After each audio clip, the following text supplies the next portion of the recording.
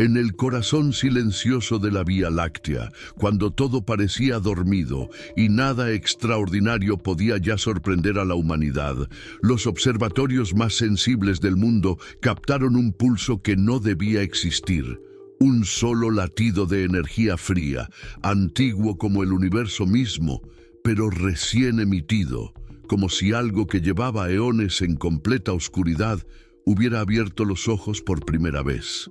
No venía de una estrella, ni de un agujero negro, ni de ninguna región conocida. Provenía de un punto aislado en el extremo más deshabitado del mapa galáctico.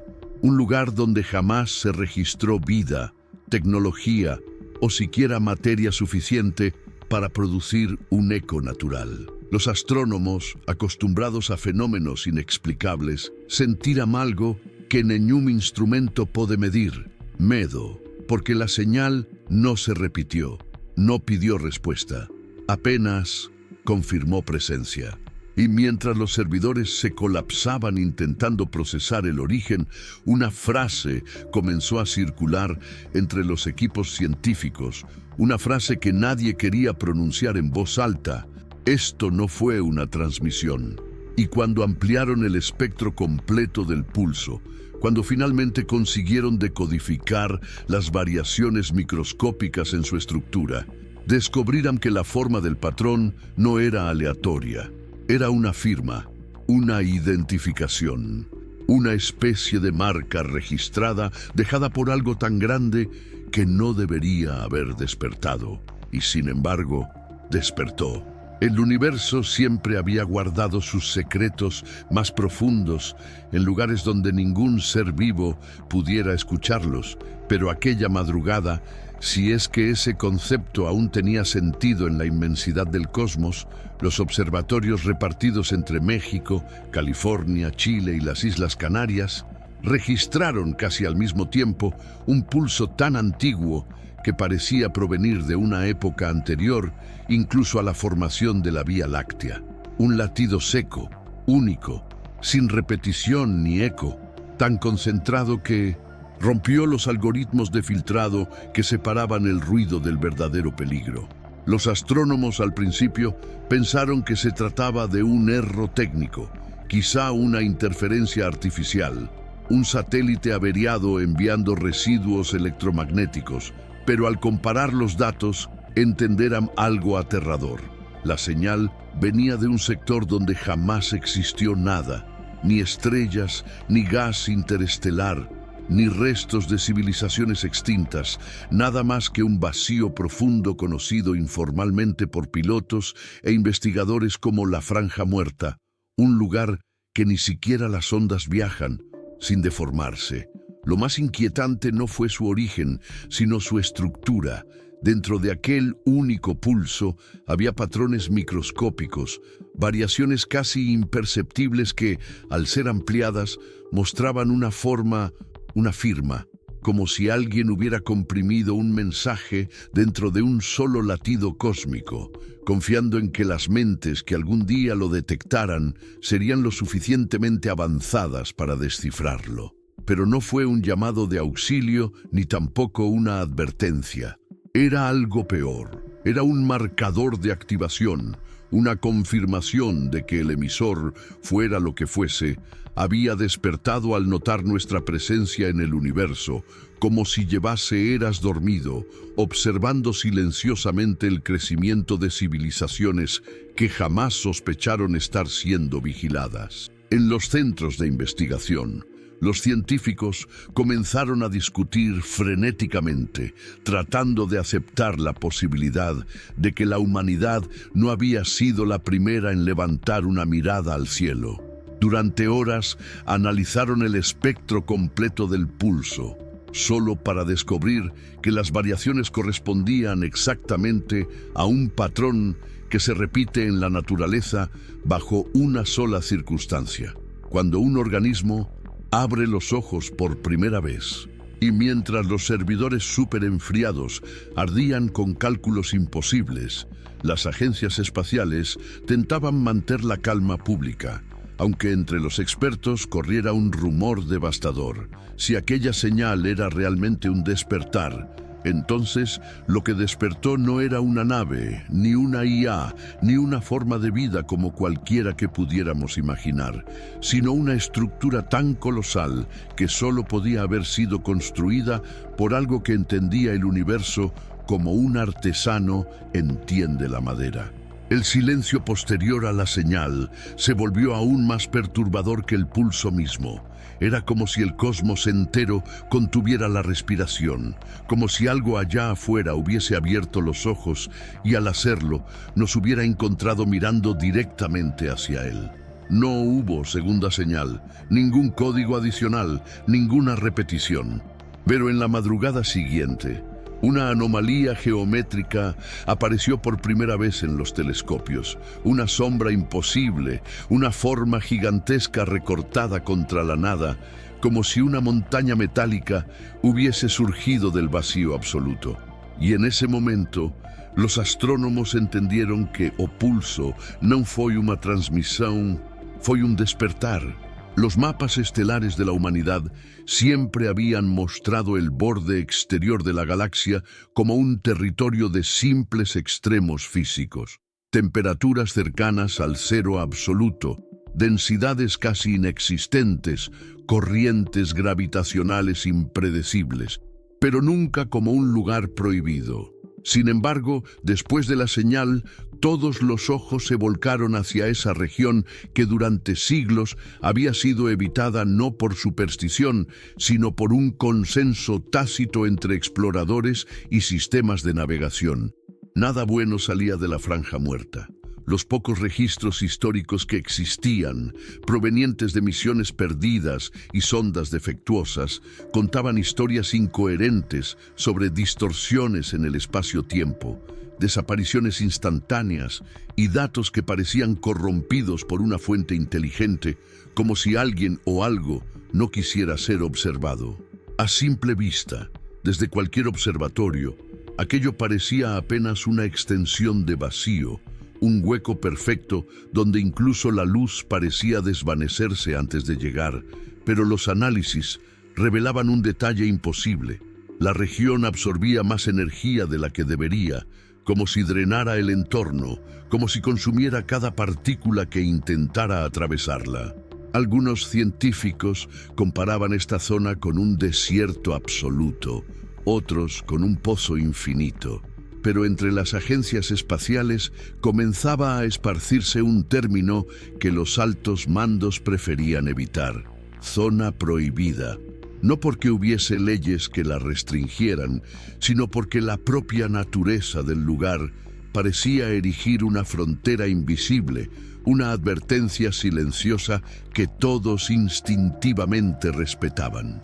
Cuando los equipos analizaron la procedencia exacta de la señal inicial, descubrieron que ésta provenía del corazón mismo de la Franja Muerta, de un punto tan profundo que nenhuma nave había usado cartografar.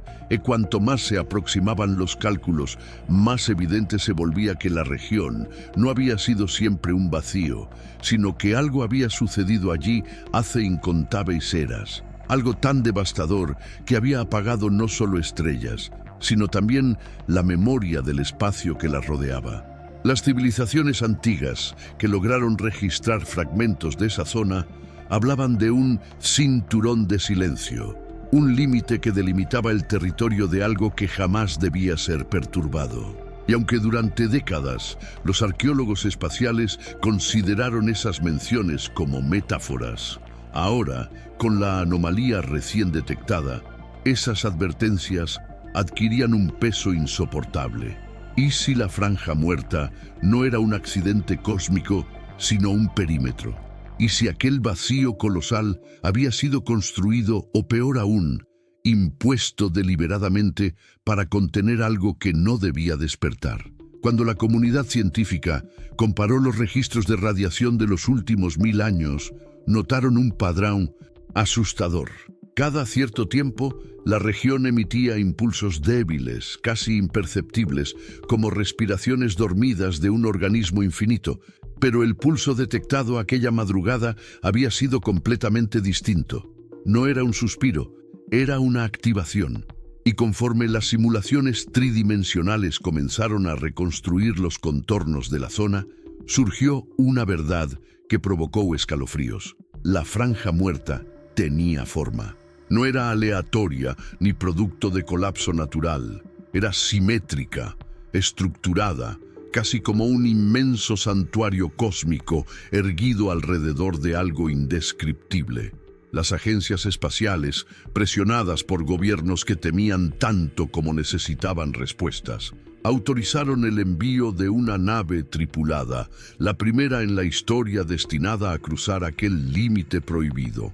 Y mientras la nave Hércules Nuevo aceleraba rumbo a lo desconocido, los expertos debatían en silencio si lo que aguardaba en el interior de esa región era un objeto, un fenómeno o una entidad que había permanecido intencionalmente oculta, esperando, por razones que nadie comprendía aún, ser encontrada.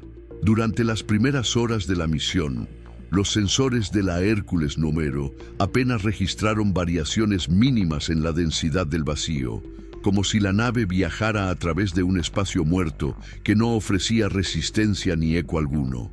Pero cuando cruzaron el límite interno de la franja muerta, una vibración imperceptible recorrió la estructura metálica, un temblor tan leve que los instrumentos casi lo ignoraron, pero que la tripulación sintió en los huesos, como un presentimiento físico de que algo colosal se aproximaba. A medida que avanzaban, las cámaras de largo alcance comenzaron a captar interferencias visuales, sombras imposibles que parecían moverse en patrones geométricos, como si el vacío mismo estuviera siendo doblado por una fuerza mayor.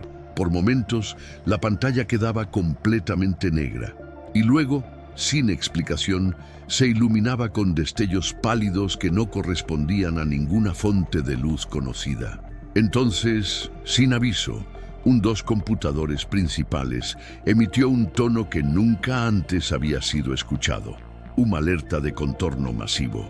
La comandante Ortega ordenó estabilizar la nave y las cámaras se fijaron en una zona donde la oscuridad parecía tener textura, profundidad, casi consistencia física. Cuando las imágenes fueron procesadas, lo imposible ocurrió.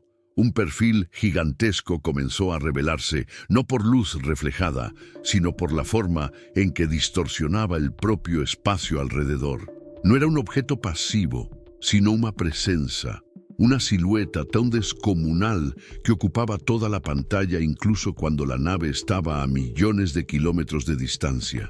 Las primeras reconstrucciones tridimensionales mostraban un cuerpo metálico, inmóvil, pero con superficies que parecían respirar, expandiéndose y contrayéndose con un ritmo lento, como si hubiese un ciclo interno que imitaba los latidos de un organismo vivo. Los bordes de la estructura no eran lineales, estaban marcados por fracturas inmensas, cicatrices que se extendían como grietas de una guerra inconcebible, algunas de cientos de kilómetros de longitud. Era evidente que algo había intentado destruirla, pero lo más aterrador era que aún así seguía entera y despierta. Los ingenieros a bordo debatían si se trataba de una nave, una estación o algún tipo de mecanismo estelar, pero ninguna teoría explicaba la magnitud del casco exterior, compuesto por un material que no reflejaba luz ni absorbía radiación.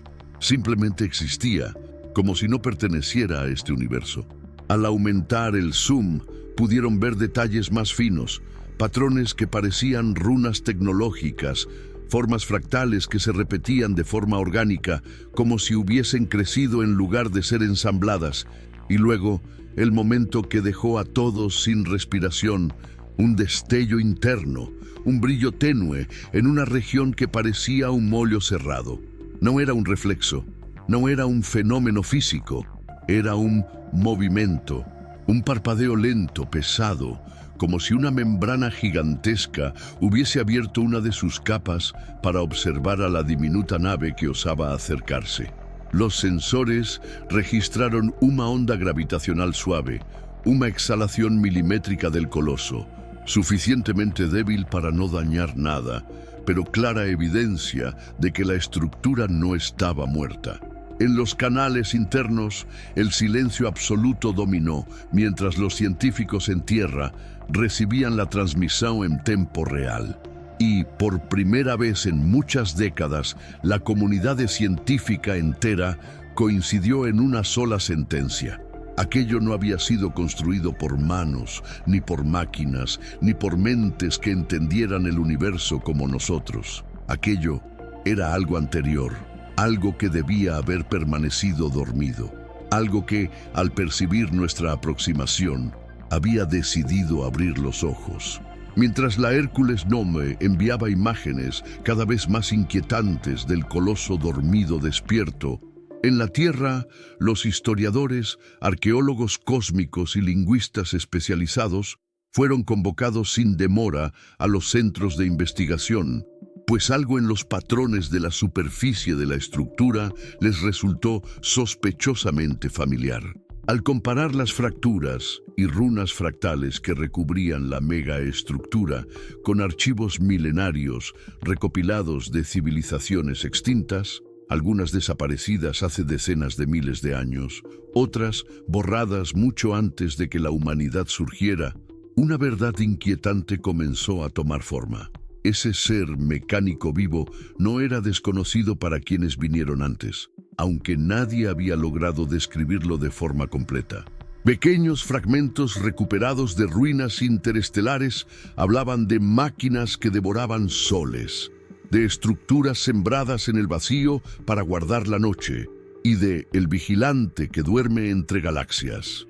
Al principio, los arqueólogos habían interpretado estas frases como metáforas de mitologías primitivas, relatos simbólicos sobre creación y destrucción cósmica. Pero ahora, con la imagen del coloso proyectada en una pantalla gigante, esos mitos adquirían un nivel de literalidad escalofriante. Entre los documentos más antiguos se encontró una tablilla cristalina proveniente de los restos de la civilización Aureni, extinguida hace más de 600.000 años, en la que se mencionaba un guardián metálico que despierta únicamente cuando una especie cruza la frontera del ruido galáctico. Otra civilización, los Tarún, hacía referencia a semillas durmientes colocadas por manos desconocidas al borde del vacío. E incluso los desaparecidos Maiar, famosos por su obsesión con el mapeo estelar, registraron en un canto ritual la existencia de la máquina que no fue creada, sino revelada. Todos estos relatos, separados por distancias inconmensurables en tiempo y espacio, compartían un elemento perturbador: la insistencia en que aquello no era un artefacto sino un ser, un mensajero, un fragmento sobreviviente de algo mucho mayor. Los lingüistas intentaron descifrar los patrones geométricos que cubrían la superficie de la estructura, creyendo que podrían hallar registros o advertencias. Pero cuanto más analizaban los símbolos, más evidente se volvía que estos no eran escritos, sino recuerdos, huellas, cicatrices y formas geométricas que parecían funcionar como una especie de memoria externa, una narración esculpida en metal vivo. Y esa memoria contaba una historia de colisiones cósmicas, guerras de intensidades inimaginables, estrellas arrancadas de sus órbitas como si fuesen meras chispas, civilizaciones enteras evaporadas antes de entender contra qué se enfrentaban. Entre todos los fragmentos encontrados había una palabra que aparecía repetidamente, traducida de 1000 maneras según la cultura que la registró: esperando, dormido, latente, en pausa, conteniendo. Y la conclusión era devastadora. Aparentemente, esse coloso não era único, nem novo, nem acidental. Era parte de um ciclo, de uma rede que se estendia más allá de cualquier noción humana de distancia. Y todas las antiguas civilizaciones coincidían en algo profundamente inquietante. El despertar del vigilante nunca era espontáneo. Siempre, sin excepción, era provocado por la llegada de alguien, por un visitante, por una mirada que no debía haberse dirigido hacia él. Y ahora, con la humanidad situada frente a su inmensa y silenciosa figura, la pregunta surgía inevitable. ¿Qué lugar ocupamos en la lista de aquellos que lo habían despertado antes? ¿Y por qué ninguno de ellos logró dejar más que advertencias fragmentadas? La Hércules 9 avanzó más allá del punto donde incluso las sondas automáticas habían fallado en el pasado. Y en cuanto la nave cruzó la frontera invisible que separaba el vacío común de la región dominada por la megaestructura, la oscuridad adquirió una densidad casi táctil, como si el espacio dejara de ser un medio transparente para convertirse en un fluido espeso que rodeaba el casco y ralentizaba cada movimiento.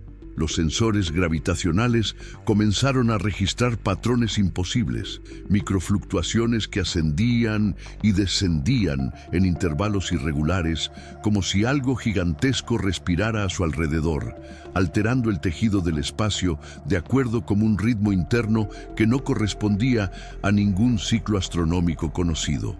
Los tripulantes sintieron una leve presión en el pecho, no dolorosa, pero sí inquietante, como si una fuerza externa examinara cada célula de sus cuerpos, evaluando su composición, su temperatura, su fragilidad. Las comunicaciones con la Tierra continuaban funcionando, pero con un retraso extraño, fluctuante, que no obedecía a la distancia, sino a algo más profundo, como si el espacio mismo estuviera siendo comprimido y liberado de manera impredecible. A medida que se aproximaban a la superficie del coloso, la oscuridad se volvió irregular. Franjas de sombra absoluta se entremezclaban con parpadeos fugaces de luz interna, como si el interior de la estructura contemplara el exterior a través de membranas translúcidas. De pronto, un zumbido casi imperceptible recorrió el casco, una vibración tan fina que apenas podía distinguirse del latido propio del oído humano, pero lo suficientemente persistente como para provocar una angustia creciente. Los ingenieros detectaron que el campo electromagnético alrededor de la nave estaba siendo reconfigurado no de manera agresiva, sino como si fuese examinado pieza por pieza, molécula por molécula, y esa sensación, la de ser desmenuzado por una inteligencia invisible, se volvió casi insoportable. La comandante Ortega ordenó reducir la velocidad al mínimo operativo y desplegar drones lumínicos, pero uno tras otro desaparecieron en la penumbra sin emitir señal alguna, tragados por una sombra que parecía moverse contra la luz. Al acercarse aún más, la superficie de la megaestructura comenzó a definirse. No era lisa ni rugosa, sino algo intermedio, semejante a un metal orgánico que se contraía y expandía con suavidad, como si estuviera vivo pero profundamente dormido, consciente solo de su entorno inmediato. En ciertos puntos se veían depresiones inmensas que parecían cicatrices de antiguas batallas cósmicas, heridas que jamás cicatrizaron del todo y que exudaban un leve resplandor azulado al contacto con los escáneres. El vacío alrededor empezó a emitir ecos, no sonoros sino gravitacionales, ondas que golpeaban la nave como suspiros lejanos. Una sensación colectiva se apoderó de la tripulación. No estaban entrando en un espacio desconocido.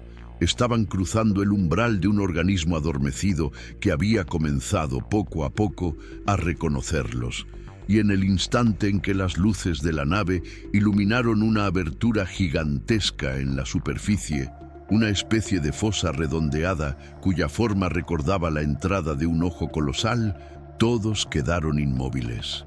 Aquello no era un puerto, ni una compuerta, ni un acceso técnico. Era un orificio que se abría lentamente, como si la estructura hubiese percibido la proximidad de estos visitantes diminutos y hubiera decidido permitirles la entrada.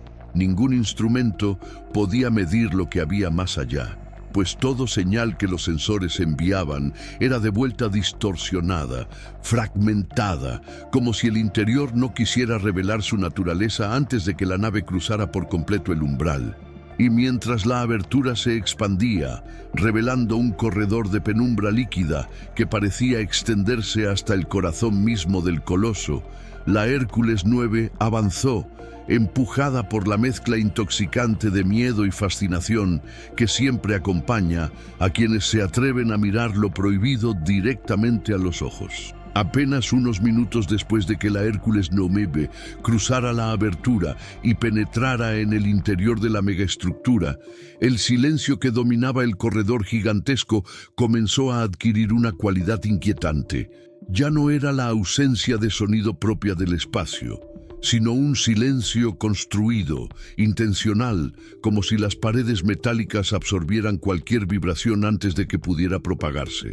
La nave avanzaba con cautela, iluminando un túnel cuya geometría desafiaba toda lógica. Ninguna línea era recta, ninguna curva era constante, y sin embargo, todo parecía armoniosamente diseñado, como si la estructura poseyera un sentido estético completamente ajeno a cualquier civilización conocida. De pronto, un destello tenue apareció a kilómetros de distancia, un punto de luz que parpadeó una sola vez y luego se apagó, pero que dejó una impresión tan nítida en los sensores que parecía haber ocurrido justo delante de ellos. La comandante Ortega ordenó detener la nave y aumentar la potencia de los escáneres, y fue entonces cuando las lecturas comenzaron a mostrar patrones rítmicos, pequeñas pulsaciones lumínicas que emergían desde lo profundo de la estructura, como si un corazón colosal estuviera despertando bajo capas y capas de metal vivo. Al principio, las luces eran esporádicas, casi tímidas, pero muy pronto comenzaron a sincronizarse entre sí, formando una secuencia que ningún algoritmo logró clasificar. No correspondía a códigos matemáticos, ni a señales biológicas, ni a pulsos mecánicos, pero era evidente que no se trataba de algo aleatorio. Era comunicación. Una comunicación primitiva, preverbal, como si la estructura estuviera tanteando el entorno, intentando entender qué clase de criaturas habían entrado en su interior después de eras de absoluto aislamiento. Un zumbido suave reverberó en el casco de la nave, no lo suficiente para dañarla, pero sí para que cada tripulante sintiera un hormigueo eléctrico recorriendo la piel, como si una corriente externa examinara su estructura corporal. Los sistemas de navegación comenzaron a parpadear, mostrando interferencias que no provenían de fallos técnicos, sino de una fuerza externa que parecía manipular los campos electromagnéticos a voluntad. En el puente de mando, los rostros se tornaron tensos cuando una nueva lectura apareció en las pantallas.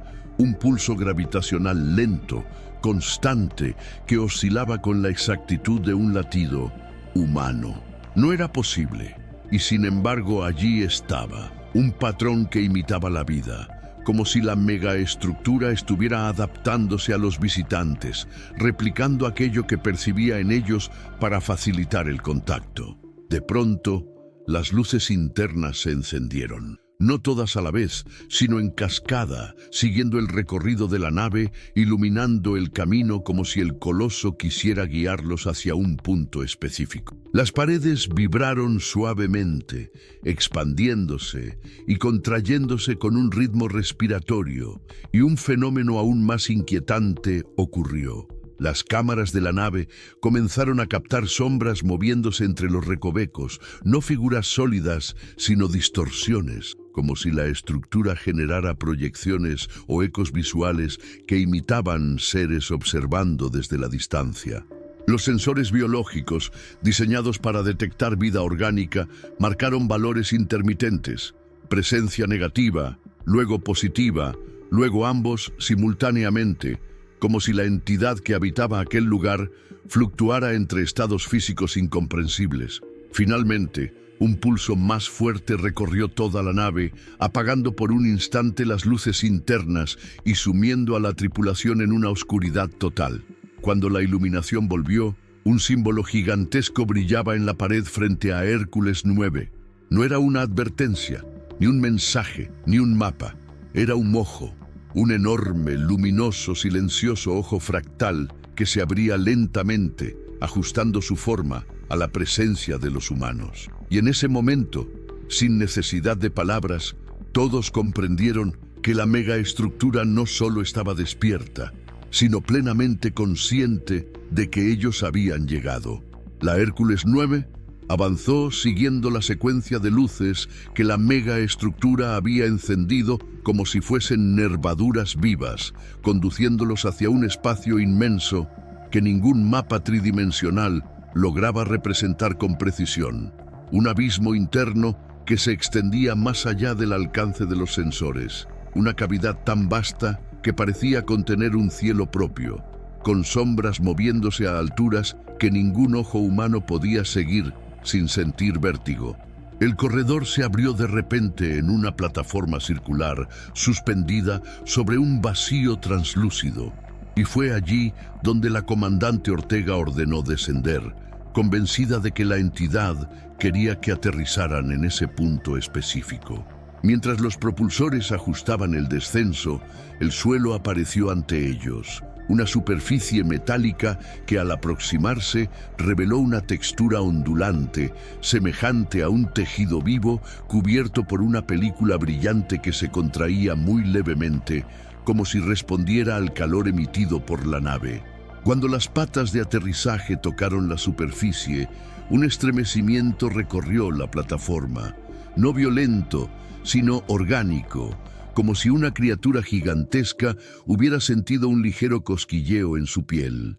Los ingenieros a bordo observaron con horror respetuoso cómo la metalobiología del suelo reaccionaba a cada paso, adaptándose, cambiando de tonalidad, absorbiendo las vibraciones de la nave como si estuviera analizando su masa, su densidad, su composición. Pero lo que más llamó la atención no fue el comportamiento vivo del material, sino las cicatrices colosales que lo surcaban. Grietas profundas que se extendían como heridas antiguas, algunas de cientos de metros de ancho, otras tan largas que desaparecían en la distancia sin mostrar su final. Muchas de estas cicatrices brillaban con un resplandor tenue, como brasas apagadas de una guerra inimaginable.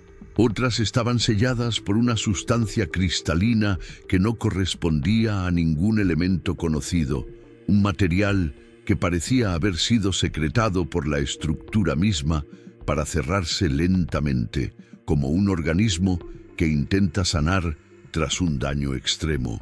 La tripulación caminó hacia una de las fracturas más nuevas, cuyos bordes mostraban señales de impacto energético. Los sensores detectaron residuos de radiación que no coincidían con ninguna arma catalogada por la humanidad ni con fenómenos cósmicos naturales.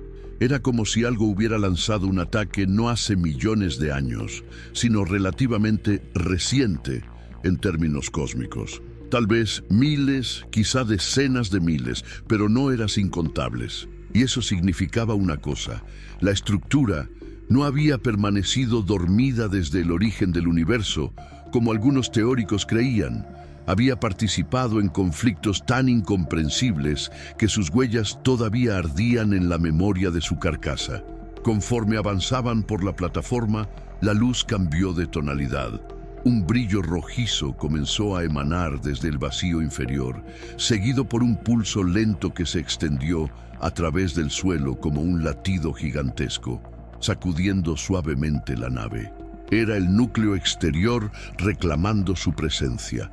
Cada latido parecía estudiarlos, medirlos, interpretar sus reacciones. Y en un momento tan breve que casi pasó desapercibido, el suelo se dividió en pétalos metálicos que se abrieron silenciosamente, revelando un túnel circular que descendía hacia la penumbra profunda.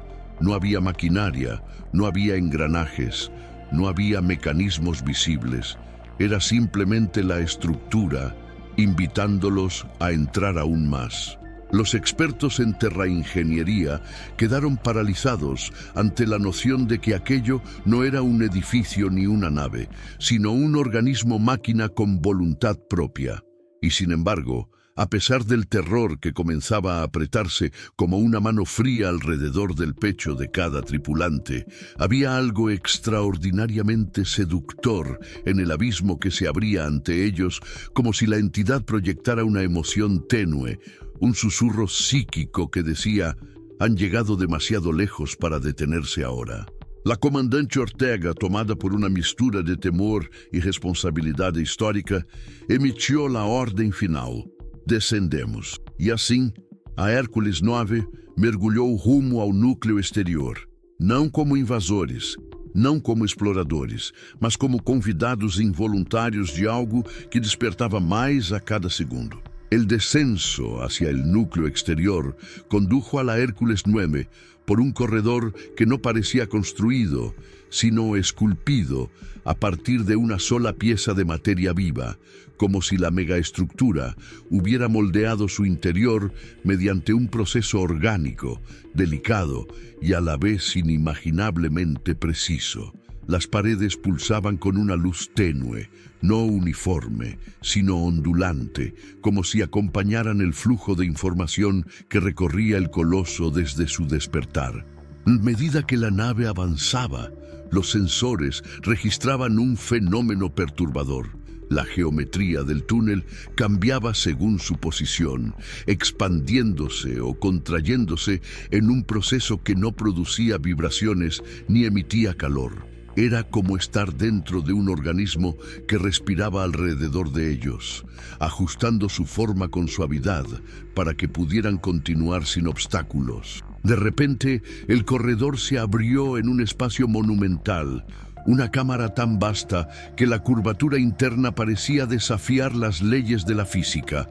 El suelo se perdía en la distancia, las paredes ascendían hacia un techo que no podía distinguirse y, en el centro, una estructura semicircular se alzaba como un altar primitivo, hecha de un material translúcido que emanaba destellos pálidos con cada latido de la entidad. No había plataformas, ni tuberías, ni mecanismos visibles. Todo parecía diseñado para transmitir una sola sensación: solemnidad. La tripulación descendió y al aproximarse al altar, el ambiente cambió. La temperatura se estabilizó en un rango sorprendentemente cómodo, como si la entidad estuviera adaptando el entorno deliberadamente a sus visitantes. Y entonces ocurrió algo que paralizó incluso a los más experimentados. Un estruendo silencioso recorrió la cámara, seguido por una expansión suave en las paredes. Grandes secciones del recinto empezaron a separarse con movimientos lentos, precisos, elegantes, revelando un conjunto de portones gigantescos que no habían sido visibles instantes atrás. Se abrieron sin emitir ningún sonido, como si la estructura temiera perturbar a los seres diminutos que observaban con asombro absoluto. Los símbolos fractales grabados en su superficie brillaron con un tono ámbar, y los lingüistas que acompañaban la misión reconocieron una pauta repetida en los registros milenarios. Ese brillo representaba, según las antiguas civilizaciones que dejaron fragmentos de advertencia, el equivalente cósmico de un pasaje concedido. Pero la noción de privilegio se desvaneció rápidamente cuando los sensores detectaron que, tras los portones, el espacio interior no era simplemente un corredor más. Era un dominio completamente distinto, un ambiente que no respondía a ninguna ley física conocida. Un vacío iridiscente se extendía más allá del umbral, salpicado por estructuras suspendidas que parecían funcionar como neuronas gigantes, conectadas entre sí por filamentos de energía que vibraban con una frecuencia incomprensible. Ese era el verdadero interior de la megaestructura. Ese era el reino que ninguna civilización anterior había descrito con precisión, porque simplemente nadie parecía haberlo cruzado y regresado para contarlo. La comandante Ortega sintió, en lo más profundo de su mente, un estremecimiento que no provenía del miedo común. Era algo más cercano a la reverencia, como si estuvieran a punto de atravesar un santuario prohibido, una frontera que no debía ser profanada por criaturas incapaces de comprender la magnitud de lo que allí residía.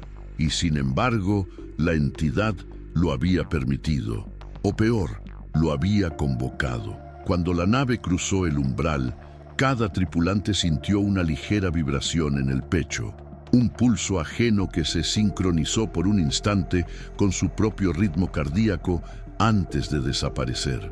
No era una amenaza, era una aceptación, un reconocimiento, y mientras el umbral se cerraba detrás de ellos sin hacer ruido, la verdad cayó sobre todos con un peso insoportable. Acababan de cruzar un ponto sin retorno.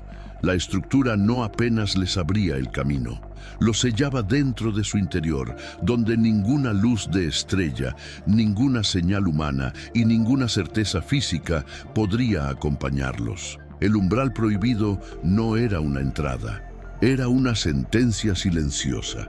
A partir de aquí, ustedes pertenecen a mí.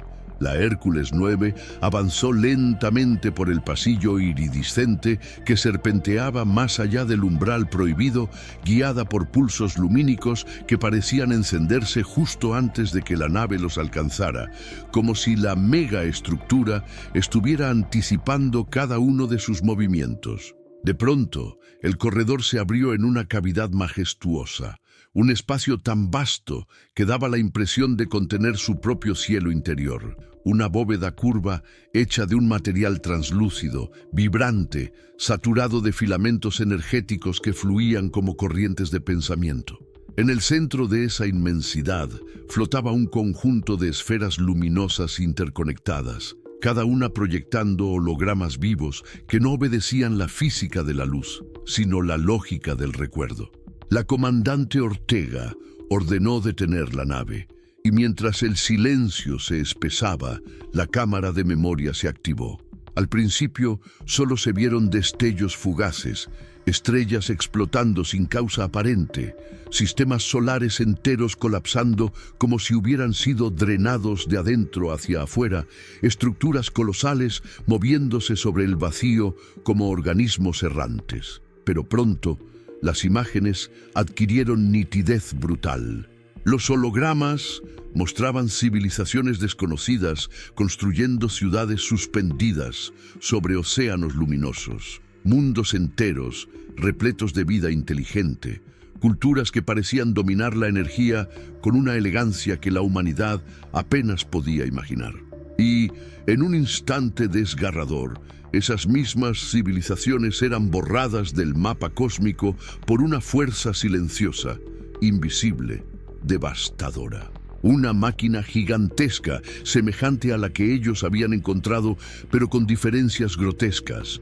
Más angulosa, más agresiva, cubierta de armaduras fractales, emergía en cada escena, consumiendo estrellas, despojando mundos de su luz y dejando tras de sí un vacío perfecto. Luego, otra escena mostraba una batalla colosal. Decenas de megaestructuras brillando como soles artificiales, enfrentándose a un enjambre de entidades que se movían con la rapidez de un pensamiento. El espacio entero vibraba con explosiones que no eran fuego ni radiación, sino rupturas en el tejido del universo.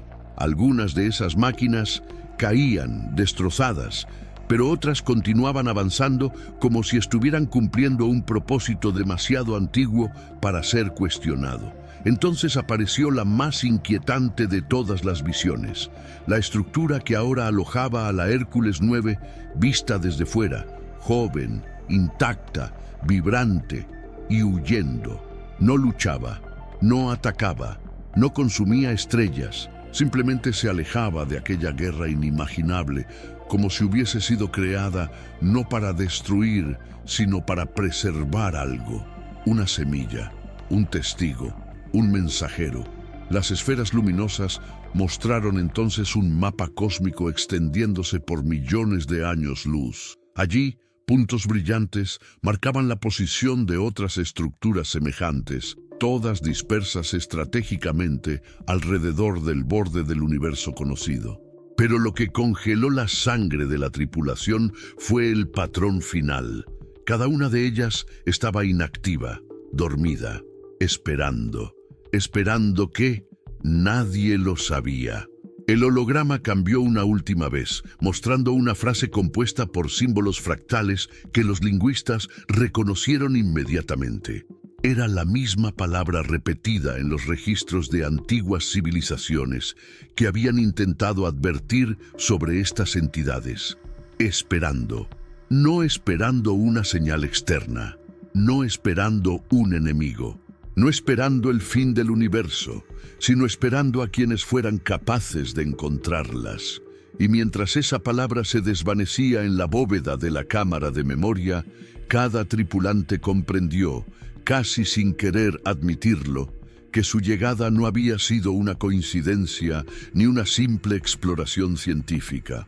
La estructura los había estado esperando desde antes de que la humanidad existiera, no como aliados, no como enemigos, sino como la siguiente pieza de un propósito insondable, demasiado antiguo y vasto para caber en cualquier mente humana. La cámara de memoria se apagó lentamente, como si el propio acto de recordar hubiese agotado momentáneamente a la entidad, y un murmullo energético recorrió la bóveda, invitando a la Hércules 9 a avanzar hacia un corredor estrecho que se abría en la pared opuesta. A diferencia de los pasajes anteriores, este no cambiaba de forma, ni emitía pulsos visibles. Era rígido, silencioso, casi solemne, como si condujera a un espacio que incluso la megaestructura consideraba sagrado. Cuando la nave atravesó el umbral, la oscuridad total los envolvió. No había luz, ni sonido, ni vibración. Era un vacío absoluto, tan perfecto que por un instante los tripulantes sintieron la desconcertante impresión de haber quedado suspendidos fuera del universo. Luego, un punto diminuto comenzó a brillar en la distancia, un destello tenue que creció poco a poco hasta revelar una esfera gigantesca suspendida en el centro de una caverna tan vasta que ninguna tecnología humana podía medirla. A primera vista parecía un núcleo energético, pero no emitía calor ni radiación. Su superficie estaba cubierta por fractales orgánicos que se expandían y contraían en patrones casi respiratorios, y a medida que la nave se acercaba, la sensación en la mente de la tripulación cambió. Ya no era miedo, ni curiosidad, ni reverencia. Era una presencia. Una presencia que los observaba sin ojos, que los analizaba sin instrumentos, que los comprendía de un modo que ninguna forma de vida conocida era capaz. De repente, una onda suave emanó del núcleo y atravesó la Hércules 9 sin causar daño alguno. Pero los monitores se iluminaron con valores imposibles, fluctuaciones de campo que no correspondían a fenómenos químicos ni físicos, sino a patrones que se asemejaban de manera perturbadora a señales neuronales. El núcleo no era un motor, no era una batería, no era un procesador, era una mente. Una conciencia fragmentada, sobreviviente, alojada dentro de una estructura que la protegía como un cráneo protege un cerebro. Los lingüistas, desconcertados, notaron que los fractales que recorrían la superficie reaccionaban a sus voces, no de forma agresiva, sino como si intentaran imitar el ritmo del lenguaje humano. Entonces, sin aviso, la esfera se abrió en múltiples capas translúcidas que revelaron un interior aún más inquietante. Un vacío iluminado por filamentos de energía que se movían como sinapsis gigantescas, conectando puntos que chispeaban con intensidades variables, como pensamientos recorriendo un cerebro colosal. Los sensores registraron una actividad rítmica que coincidía con los pulsos que habían detectado en la cámara de memoria. No era coincidencia. El núcleo era el narrador. El núcleo era quien había mostrado aquellas imágenes, y de algún modo insondable, el núcleo estaba intentando comunicarse. Segundos después, una forma luminosa surgió del centro del vacío interno, no sólida ni definida, sino una silueta abstracta hecha de luz y energía. No tenía rostro, ni extremidades, ni contornos reconocibles, pero transmitía una sensación de presencia tan poderosa que la tripulación sintió un estremecimiento colectivo. No era un holograma, no era una proyección. Era la representación visual de una conciencia demasiado vasta para adoptar una figura física. Y entonces, por primera vez, la tripulación escuchó algo que no era sonido, ni vibración, ni palabra. Era una emoción proyectada directamente en sus mentes. Tristeza, una tristeza infinita, agotadora, como si ese ser hubiese presenciado el colapso de mundos enteros, la muerte de estrellas, la extinción de civilizaciones que nunca pudieron comprender la magnitud de su existencia. La comandante Ortega, con la voz temblorosa, preguntó quién o qué era esa entidad. El núcleo respondió con un pulso suave que hizo vibrar las paredes de la cavidad, y la respuesta apareció en todas las pantallas simultáneamente, no traducida por ninguna máquina, sino interpretada por la mente humana como una verdad simple y abrumadora. No soy arma, no soy Dios, no soy máquina, soy memoria. Y antes de que alguien pudiera reaccionar, una frase adicional apareció, más perturbadora aún. Y ustedes han llegado demasiado temprano. El núcleo comenzó a cerrar sus capas, como si preparara una transición hacia algo más profundo, algo que no quiso o no pudo revelar en ese momento. Y a medida que se replegaba, la tripulación comprendió que el despertar no había sido un accidente ni un error técnico. El núcleo había reaccionado a la presencia humana porque los identificó como un evento significativo dentro de un ciclo que la humanidad no entendía, un ciclo que se había repetido incontables veces y que ahora los incluía. La comandante Ortega ordenó retroceder unos metros para permitir que los sensores analizaran la variación energética generada por la retirada del núcleo. Pero los sistemas de navegación comenzaron a fluctuar de manera errática, como si la megaestructura hubiese alterado el espacio inmediato en respuesta a la interacción emocional que acababa de ocurrir. Los ingenieros intentaron recalibrar los instrumentos, pero cada comando era devuelto con ligeras modificaciones, como si la entidad estuviera leyendo, interpretando y de algún modo corrigiendo sus acciones en tiempo real. En medio de ese caos silencioso, el teniente Serrano, encargado del módulo de decodificación, detectó una secuencia fractal que se repetía en los monitores. Un patrón de energía emitido por el núcleo segundos antes de retraerse. Pensando que se trataba de un código de identificación o un registro residual, activó el protocolo de análisis universal, una herramienta diseñada para traducir señales desconocidas en información legible. Pero ese protocolo no estaba hecho para interactuar con una conciencia, sino con máquinas, y allí comenzó todo.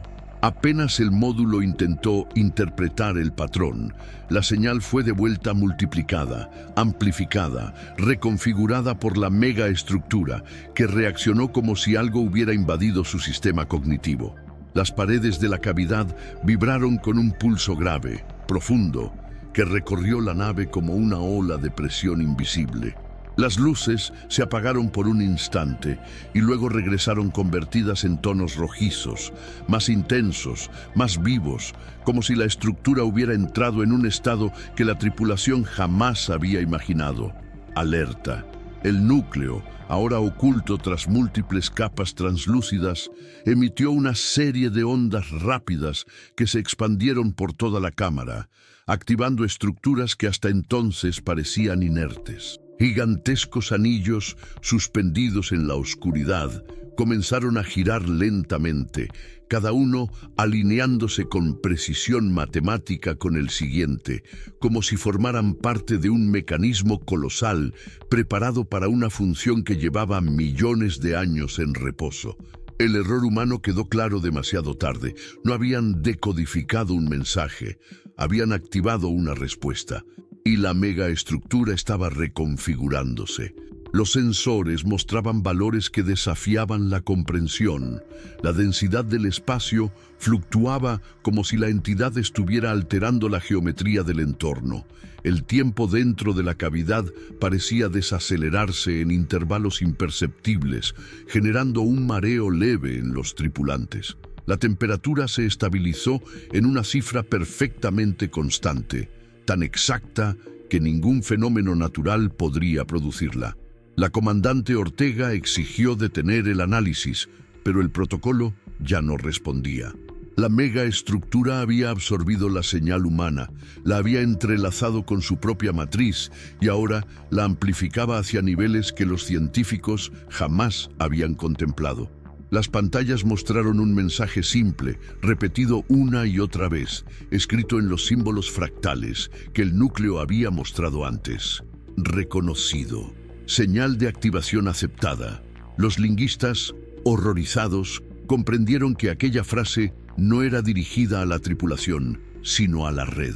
Una red de estructuras semejantes. Lo que el teniente Serrano había intentado leer no era un registro, sino una clave, y al ejecutarla había completado un ciclo dormido. La megaestructura reaccionó con una oleada luminosa que recorrió cada una de sus paredes como un latido acelerado, y todo el interior comenzó a cambiar. Pasillos que se expandían, cámaras que se contraían, plataformas que emergían de la nada, como si el coloso estuviera reorganizando su cuerpo para cumplir un propósito que llevaba eones esperando. El error humano, insignificante en su origen, había sido suficiente para reactivar un proceso que ninguna civilización anterior había sobrevivido lo suficiente para describir. Y mientras la Hércules 9 temblaba ante la magnitud de su acción involuntaria, todos comprendieron que el despertar no había sido espontáneo, había sido provocado, y que, sin querer, habían cruzado el umbral entre observadores y participantes. La vibración que recorrió la megaestructura después del error humano no fue simplemente un pulso energético, fue un latido consciente, un estremecimiento que desencadenó una cadena de activaciones que llevaban milenios en espera. Las paredes de la cavidad comenzaron a iluminarse desde adentro, revelando capas superpuestas de materiales que parecían reorganizarse como músculos colosales reacomodándose bajo una piel metálica. Los anillos suspendidos en la oscuridad, antes inertes, giraban ahora con una velocidad que aumentaba de manera exponencial, generando corrientes de energía que se entrelazaban como filamentos neuronales, activándose al unísono. A cada rotación, un estallido lumínico recorría los pasillos, abriendo estructuras antes invisibles, columnas gigantescas que emergían del suelo. Plataformas que se dividían en segmentos fractales, venas energéticas que se encendían como ríos de luz, conectando punto por punto cada región del coloso. La tripulación sintió un cambio inmediato en la gravedad interna, no una alteración brusca, sino un ajuste lento y calculado, como si la entidad calibrara el espacio para protegerlos de la fuerza inmensa que estaba despertando. Pero esa consideración, lejos de tranquilizarlos, los aterrorizó aún más. ¿Qué clase de ser podía reconfigurar la gravedad como quien acomoda una habitación para un invitado? El núcleo, oculto detrás de sus capas translúcidas, emitió una secuencia prolongada de pulsos que resonaron con un eco profundo en la estructura. Y cada uno de esos pulsos activó una región diferente. Era un protocolo, un proceso, una secuencia de inicio que no era mecánica, sino viva.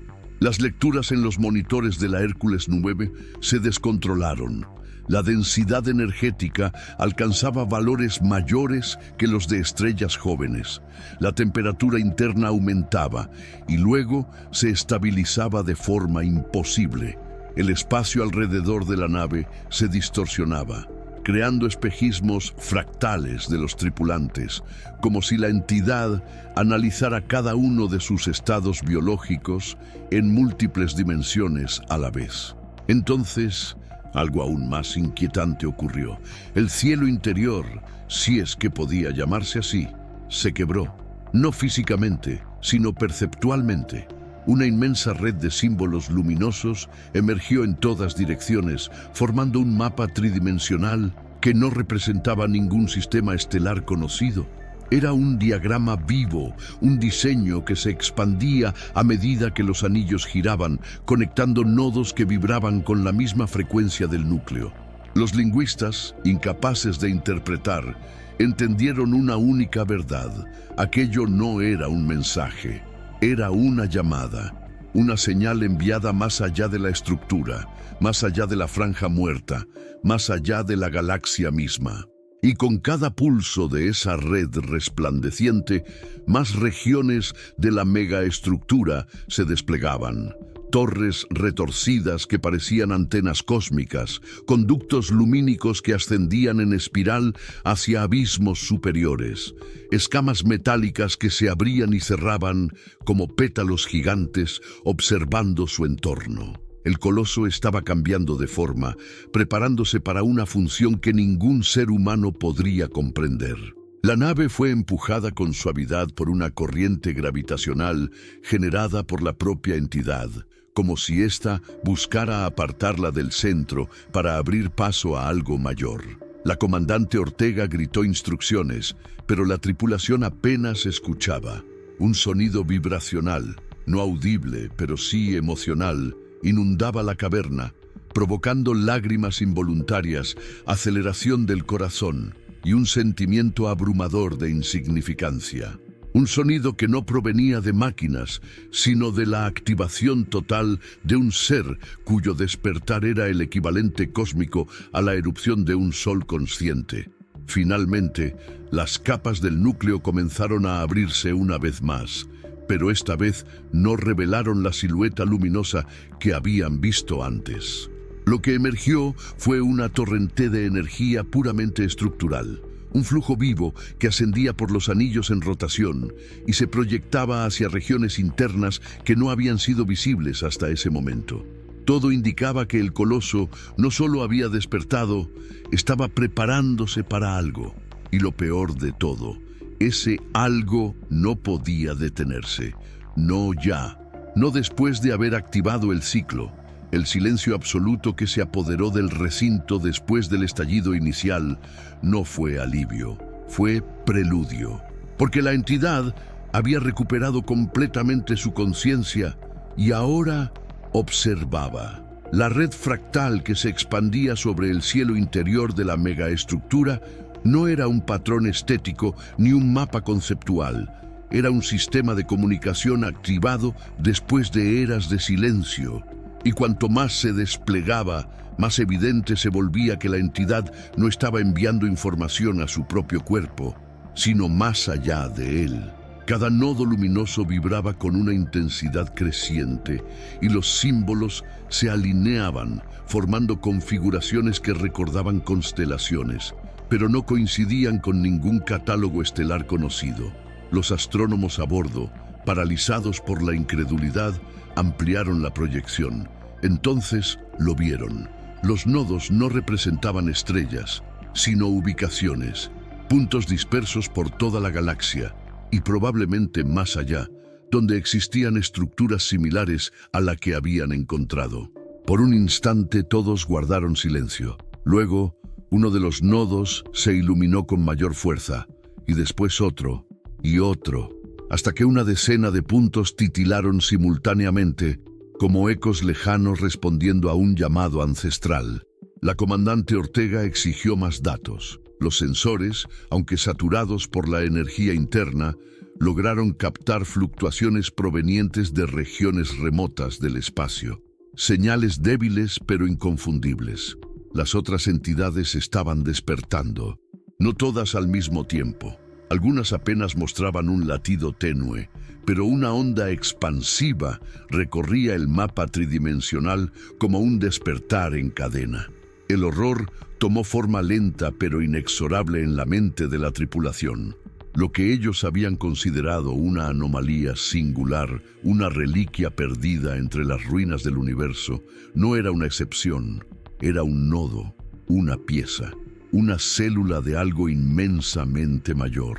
Y lo que habían activado no era simplemente la conciencia del coloso en el que se encontraban, sino la red entera. El núcleo, todavía oculto tras sus capas luminosas, emitió entonces una secuencia de pulsos que resonó en todos los anillos en rotación, generando un patrón vibratorio que coincidía con la activación de los nodos distantes. Los lingüistas, impotentes ante la magnitud de lo que veían, lograron interpretar apenas una idea aproximada. La entidad estaba sincronizando su despertar con los demás. Cada punto del mapa aparecía acompañado de fractales que se expandían y contraían, como si cada estructura poseyera su propia memoria, su propio rol dentro del diseño cósmico. Algunas brillaban con un fulgor intenso, otras parecían debilitadas, casi apagadas, como si hubieran sufrido daños irreparables durante la guerra milenaria que la cámara de memoria había mostrado. Pero todas, incluso las más remotas, respondían. La Hércules 9 vibró con un pulso que no provenía del coloso local, sino de algo más profundo, una alineación gravitacional que atravesó la estructura entera, un efecto que solo podía producirse cuando múltiples entidades intercambiaban energía o información a escala astronómica. Los sensores captaron ondas viajando por el vacío interestelar, como mensajes comprimidos en la propia esencia del espacio. La comandante Ortega, con voz entrecortada, formuló la pregunta que nadie quería pronunciar. ¿Cuántas son?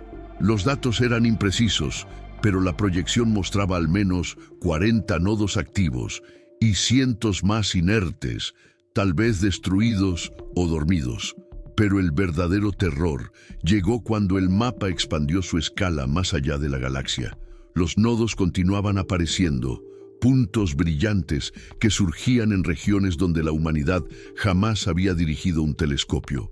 Había estructuras en otras galaxias, en cúmulos distantes, en lugares donde ninguna civilización conocida había dejado rastro, y todas seguían el mismo patrón de activación. La tripulación comprendió entonces que aquello no era un ejército, ni un sistema de defensa, ni una red de conocimiento. Era un ciclo que se repetía cada vez que una especie alcanzaba el nivel tecnológico suficiente para encontrar una de estas entidades y cometer el mismo error. Nadie sabía cuál era el propósito final de ese despertar sincronizado, pero lo que estaba claro era que la llegada de la humanidad había completado un eslabón. No habían despertado una estructura, habían activado una red, y el universo, silencioso durante eones, volvía a encender sus faros dormidos, uno por uno. Cuando el último nodo del mapa tridimensional terminó de encenderse, no con la fuerza de los primeros, sino con un destello tenue, casi ritual, un silencio absoluto se apoderó de la megaestructura, un silencio tan perfecto que incluso los sistemas internos de la Hércules 9 parecieron detenerse por un instante. Los pulsos lumínicos cesaron, los anillos suspendidos dejaron de girar. Las corrientes energéticas se estabilizaron como si el coloso hubiera exhalado después de un esfuerzo inimaginable. Y entonces, una luz suave comenzó a emanar del núcleo, no explosiva ni agresiva, sino profunda, vibrante, de un tono que ningún espectrofotómetro humano podía clasificar. No era rojo, ni azul, ni blanco. Era algo más cercano a una emoción que a una frecuencia. La esfera del núcleo se abrió lentamente, capa por capa, revelando su interior, ya no caótico ni fractal, sino calmado, como un mar contenido bajo una membrana viva. Y en ese instante, la tripulación sintió una presencia que inundó la cámara. No era una voz, no era un sonido, era una conciencia que se proyectaba directamente en sus mentes, atravesando cualquier filtro biológico o tecnológico. Por un instante, todos sintieron una claridad imposible, la sensación de que la entidad estaba viendo a través de ellos la historia completa de la humanidad, desde las primeras chispas de luz en las cavernas de la Tierra hasta las naves que atravesaban el vacío. No hubo juicio ni reproche, solo observación. Luego, en todas las pantallas de la nave, antes negras por la sobrecarga del despertar, apareció un símbolo, un único símbolo fractal que se expandía y contraía como un latido. Los lingüistas no tardaron en reconocerlo. Era el mismo símbolo que había aparecido en los fragmentos de civilizaciones antiguas. Un símbolo que, traducido rudimentariamente, significaba camino, destino, rumbo obligatorio. Pero antes de que pudieran interpretar su sentido exacto, la forma comenzó a transformarse, estirándose en líneas que dibujaban coordenadas tridimensionales, números que no correspondían a ningún sistema humano de navegación, pero que el ordenador reconoció de inmediato como ubicaciones espaciales definidas.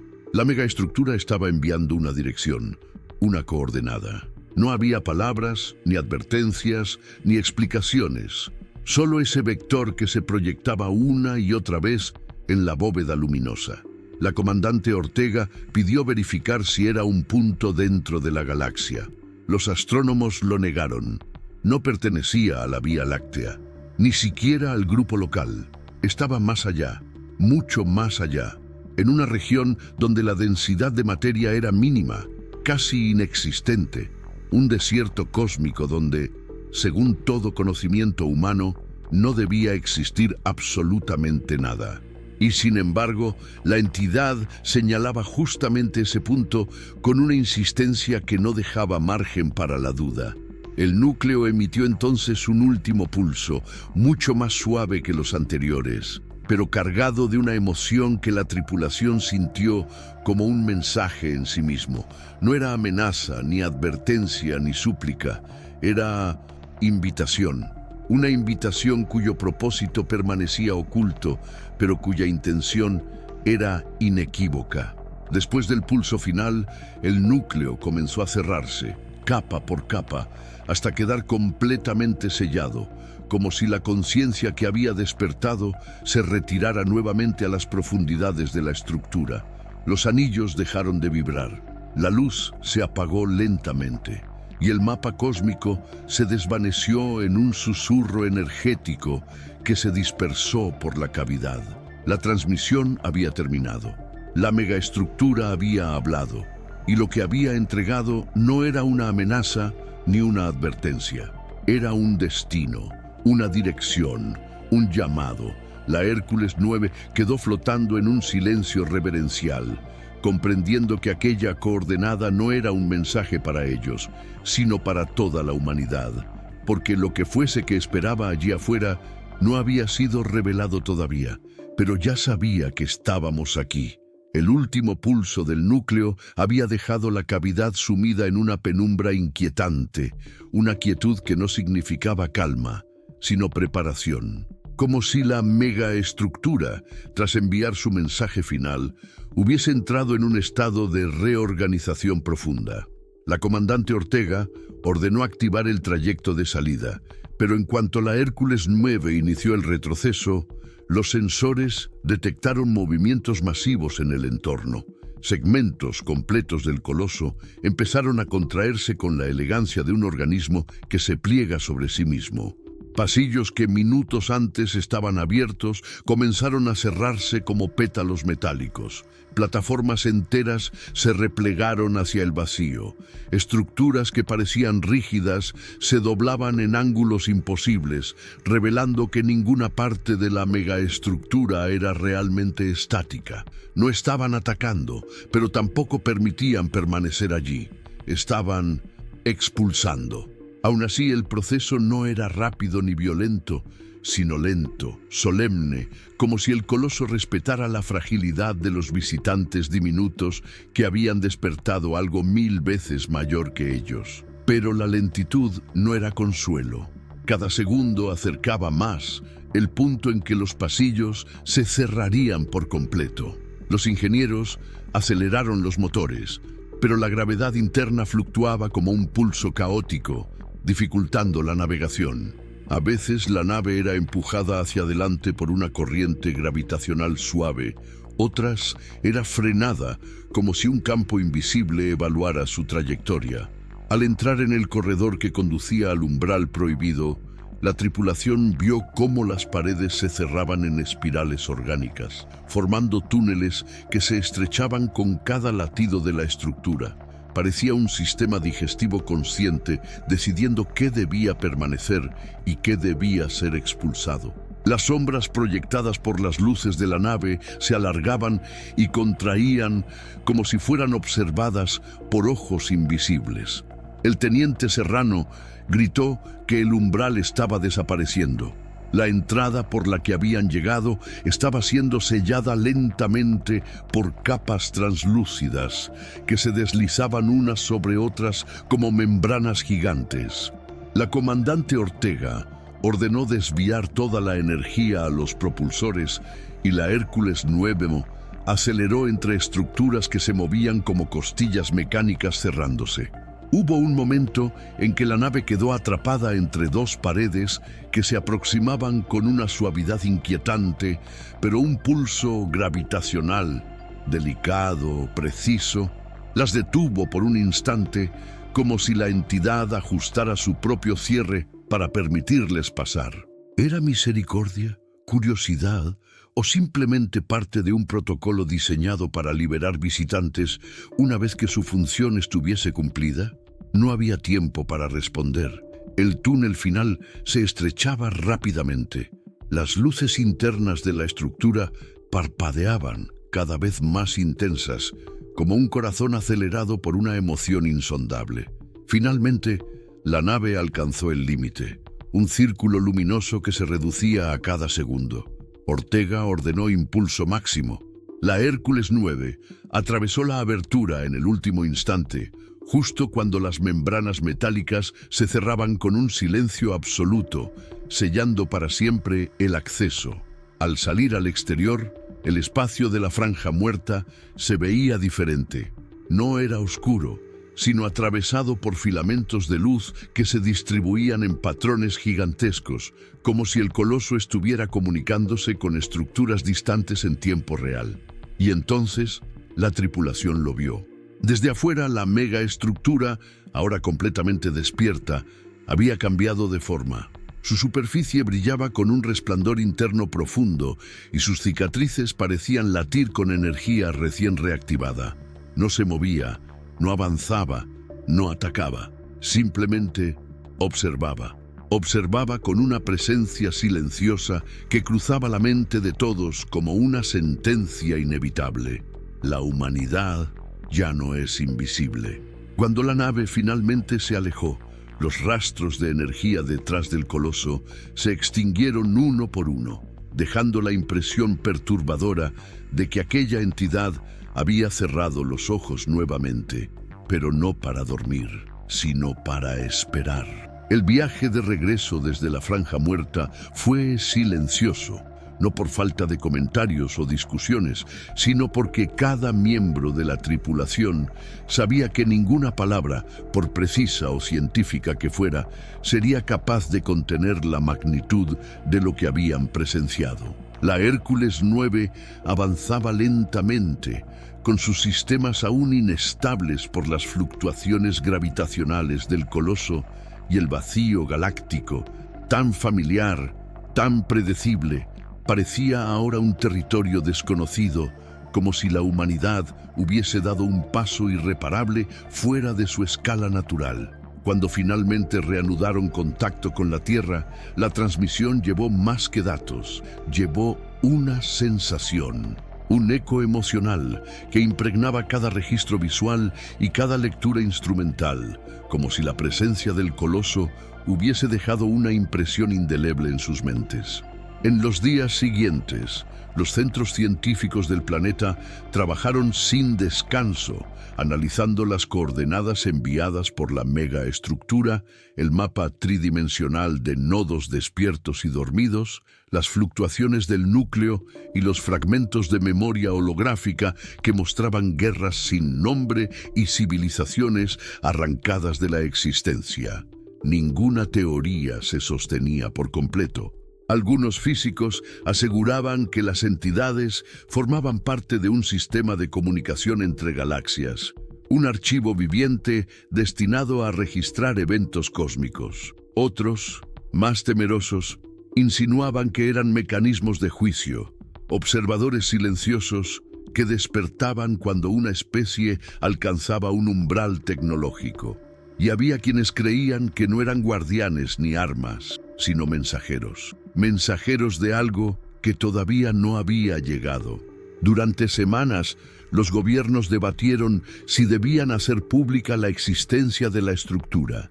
El miedo a un colapso social se enfrentaba al hecho innegable de que el universo acababa de revelarse más poblado y más peligroso de lo que se había imaginado. Pero mientras la humanidad intentaba decidir qué creer, algo aún más inquietante comenzó a suceder.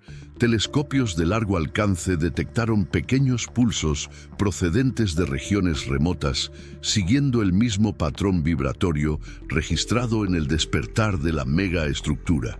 No eran señales potentes, pero correspondían a los nodos lejanos que habían aparecido en el mapa. Estaban respondiendo entre sí, comunicándose, sin la intervención humana, sin depender de la Hércules Nómede, sin necesitar del error del teniente Serrano. Lo que fuera que habían activado no era un evento local ni un accidente, era un ciclo que se reanudaba por primera vez en millones de años, y la humanidad estaba ahora dentro de ese ciclo. Mientras los científicos discutían el significado de las coordenadas enviadas por la entidad, surgieron preguntas más profundas. ¿Por qué señalar un punto en un desierto cósmico donde no hay estrellas, ni planetas, ni energía detectable? ¿Qué existe allí que requiera la atención de una red de estructuras galácticas? ¿Y por qué enviarlo ahora? La comandante Ortega, en su informe final, escribió una frase que se filtró a la comunidad científica. No despertamos la estructura, despertamos una respuesta. En una conferencia privada, uno de los lingüistas más experimentados del equipo formuló la interpretación más escalofriante de todas. Las entidades no estaban esperando contacto, sino confirmación, como si hubieran sido programadas o diseñadas para reactivar un proceso gigantesco cuando una especie alcanzara suficiente inteligencia para encontrarlas. Un proceso cuyo propósito final no estaba claro, pero cuya dirección sí lo estaba. Las coordenadas.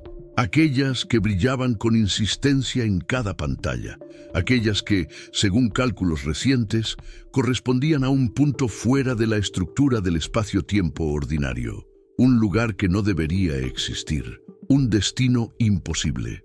Pero mientras los debían surgir debates interminables, el mensaje del núcleo resonaba como un eco persistente en la mente de todos los que lo habían visto. No soy arma, no soy Dios, no soy máquina, soy memoria. Una memoria que por primera vez en eones había decidido hablar. Y aunque la humanidad no pudiera comprender completamente el enigma que se había desplegado ante ella, sí comprendía algo con absoluta claridad. Esto no era el comienzo de un descubrimiento, era el comienzo de una respuesta cuya pregunta original seguía oculta, una respuesta cuyo desenlace ya estaba en movimiento. Y mientras los ojos de la comunidad científica se fijaban en aquel punto distante del universo, la pregunta final, inevitable, se extendió por la Tierra como un susurro cósmico.